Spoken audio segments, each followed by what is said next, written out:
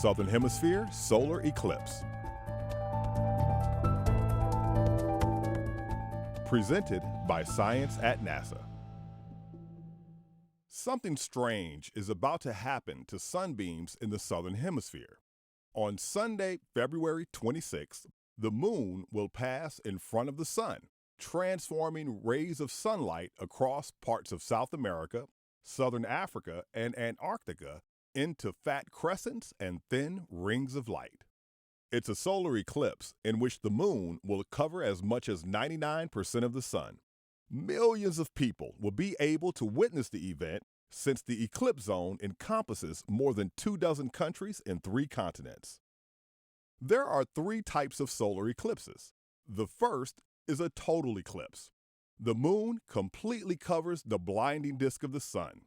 The sun's ghostly outer atmosphere, called the corona, springs into view, mesmerizing onlookers in the path of totality. The second is a partial eclipse. The moon crosses in front of the sun off-center, leaving a crescent-shaped portion of the sun visible. And the third is an annular eclipse. The moon crosses in front of the sun dead center, but the lunar disk does not completely block the sun. The edge of the sun juts out on all sides of the moon, creating a bright ring of fire. There are also instances when an eclipse is a hybrid between the first and third types, a total/annular eclipse. This occurs when the curve of the Earth results in the eclipse path moving between the eclipse's total and annular shadows. A total eclipse can change to an annular eclipse or vice versa along sections of the eclipse path. This eclipse will be an annular eclipse, with a narrow path of annularity snaking across 5 countries: Chile and Argentina in South America, and Angola, the Democratic Republic of the Congo, and Zambia in Africa.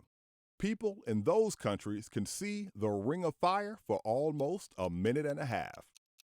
Outside that path, the eclipse will be partial. This means the sun will turn into a crescent, a slender one near the path of annularity and a fatter one away from it. Caution: the ring of sunlight throughout the eclipse is blindingly bright.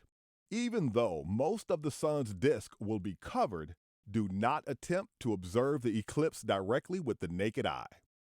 Observers still need to use a solar filter or some type of projection technique. A widely available filter is number 14 welder's glass or darker. Another option is to look at the sun-dappled ground beneath leafy trees.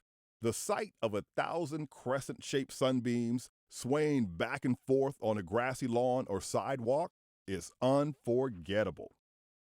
Astronomers are excited about this eclipse, mainly because it brings us closer to another one we've been anticipating for years, the total solar eclipse of August 21st, 2017.